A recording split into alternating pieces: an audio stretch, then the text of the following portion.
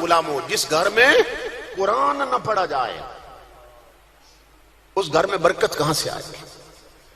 ایک تو یہ ہے کہ قرآن نہیں پڑھتے، تلاوت نہیں ہے، نمازیں نہیں ہیں، اور دوسرا وہ چیزیں ہر شخص نے الا ماشاءاللہ سوائے چند لوگوں کی اپنا رکھی ہیں کہ جن سے اللہ کی لعنتیں اترتی ہیں گھروں پر۔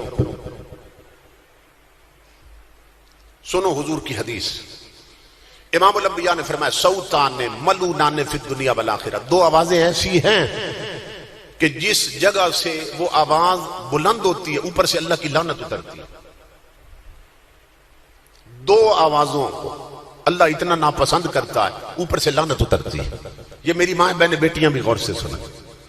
نمبر ایک، رنت عند مصیبت، کسی گھر میں کوئی فوت ہو جائے، کسی کی موت ہو جائے تو میت پر جب اونچی آواز میں مرد عورتیں چیختی چلاتی ہیں اوپر سے لعنت اترتی ہے۔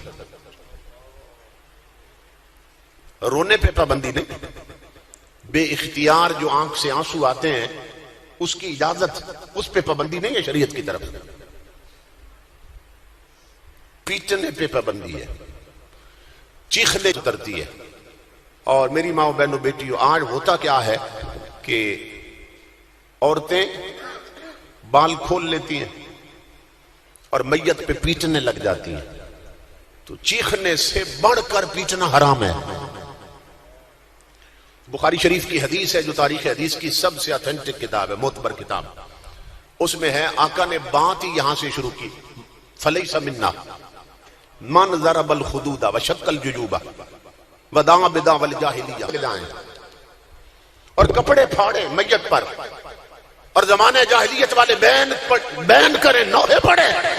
امام الانبیاء فرماتے ہیں میت پر پیٹنے والوں کا میری امت سے کوئی تعلق نہیں۔ یہ بخاری شریف کی حدیث۔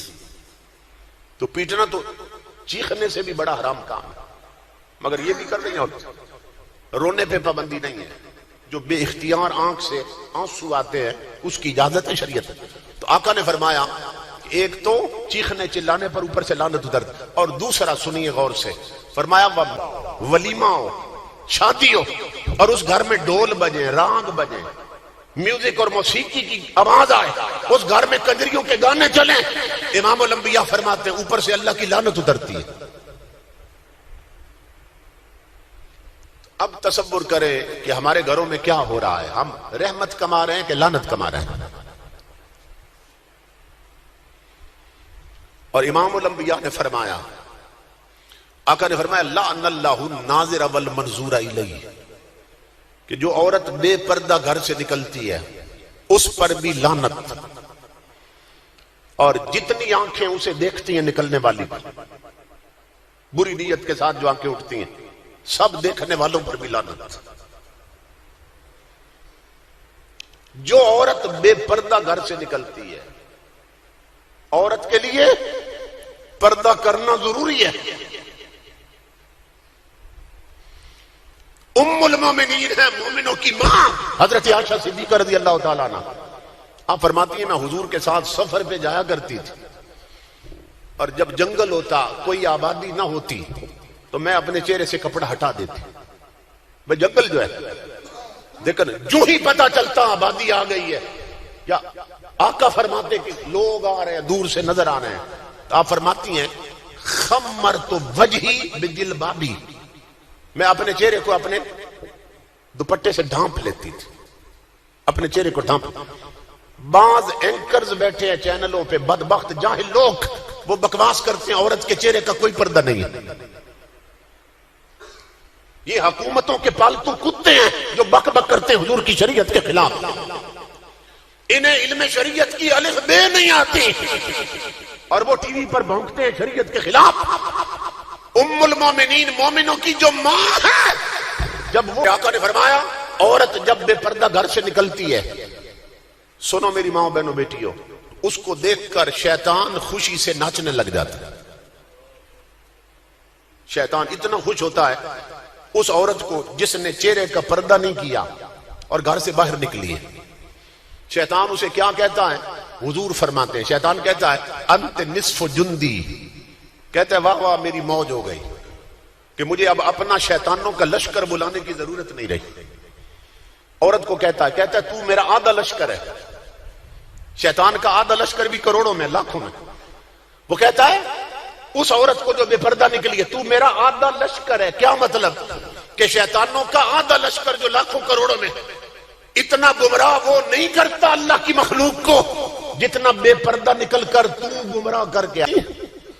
سیالکوٹ کے پارک دیکھیے، شاپنگ مال دیکھیے، بازار دیکھیے، پورے ملک میں آگ لگی ہے. ایک عورت نکلے تو اتنی گمراہی پھیلا دیتی ہے، اور جب ہر گھر سے نکلی ہو اس ملک میں برکت رحمت کہاں سے آئے گی؟ تو میری ماں بہنوں بیٹیوں، اپنے آپ کو شریعت کی چادر میں رکھو. آج اللہ نے سب کو رزق دے رکھا ہے، ایک 5-6 گز کی چادر بنا لو اپنے قد کے حساب سے. جب گھر سے نکلو تو اس چادر کو لپیٹ کر نکلو، پردہ کر کے نکلو، تاکہ رحمتوں میں جاؤ، رحمتوں میں پلٹ کے آؤ. جو بے پردہ نکلتی ہے وہ لعنتوں میں جاتی ہے، اور لعنتوں میں ہی گھر لوٹ کے آتی ہے. تو پھر گھر میں برکت کہاں سے آئے گی؟ بعض لوگ کہتے ہیں جی محنت کرتے ہیں، کمائی کرتے ہیں، مگر رزق میں برکت نہیں ہے.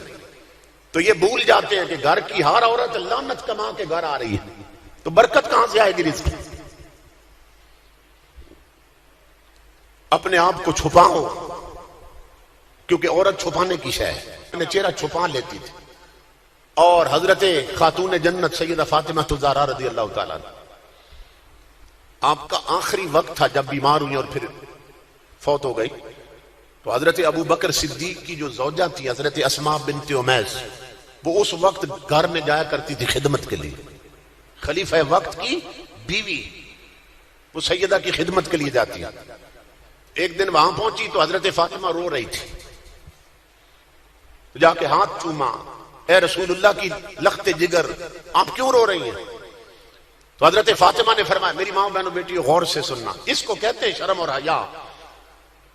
آپ نے فرمایا اسماء میں رو رہی ہوں کیونکہ میرا دنیا سے جانے کا وقت آ گیا ہے، اور مجھے ایک بات رلا رہی ہے، تڑپا رہی ہے. کیا؟ کہ جس چارپائی پہ عورت کی میت رکھ کے لے جاتے ہیں نا جنازہ پڑھنے، اس چارپائی پہ پردہ نہیں ہوتا. میت ہوتی ہے چارپائی پہ، اوپر چادر ڈال دیتے ہیں، چادر. تو حضرت فاطمہ کو سننا کیا فرما رہی ہے، ٹینشن کیا بنی ہوئی ہے. کہا جب میت ہوتی ہے چارپائی پہ، چارپائی اٹھا لیتے، اوپر چادر ہوتی ہے، تو چادر میت کے جسم سے لپٹ جاتی ہے. میت کا اگر پیٹ پھولا ہوا ہو تو چادر اٹھی ہوئی ہوتی ہے. میت اگر موٹی ہو تو چادر بھی اسی حساب سے پھیلی ہوتی ہے. میت اگر پتلی ہو، کمزور ہو، تو چادر اسی حساب سے چونکہ جسم سے لپٹ جاتی ہے. تو حضرت فاطمہ فرمانے لگی، اسماء میں نہیں چاہتی کہ کسی کو معلوم ہو کہ فاطمہ کے جسم کی ساخت کیسی تھی. میرے ڈھانچے کا بھی اندازہ ہو کسی کو کہ فاطمہ موٹی تھی یا کمزور تھی. اس لیے میں رو رہی ہوں کہ میری اتنی بھی بے پردگی نہ ہونے پائے. انہوں نے فرمایا آپ نہ پریشان ہو کہ میں نے جب ہجرت حبشہ کی تھی تو اس وقت وہاں میں نے دیکھا تھا حبشہ میں کہ جب کوئی عورت فوت ہوتی ہے اور ان لکڑیوں پر ایک بڑی چادر ڈال دیتا تو ایک ڈولی سی بن جاتی ہے، ڈولی سی. تو میت اندر ہوتی ہے، پورے پردے کے ساتھ وہ لے جاتے ہیں. حضرت فاطمہ زہرا ہنس پڑی اور ہاتھ پکڑ کے فرمایا، اسماء وعدہ کرو میرے جنازے کی چارپائی تو تیار کرے گی. میری ماں بہنوں بیٹیوں، اگر تم نے اپنا ماڈل بنانا ہے تو سیدہ فاطمہ زہرا کو بناؤ. آج ہماری جوان بچیاں جو کالجوں یونیورسٹیوں میں پڑھتی ہیں، ان کی ماڈل کون ہے؟ فلموں میں ناچنے والی کنجریاں. اور وہ کیوں نہ بنے؟ اس لیے کہ 23 مارچ کو ہمارے صدر نے، ملک کے صدر نے، جو پاکستان کی سب سے بڑی کنجری ہے، اس کو تمغہ امتیاز دیا ہے. چلو بھر پانی میں ڈوب مرنے کا مقام ہے ان کے لیے.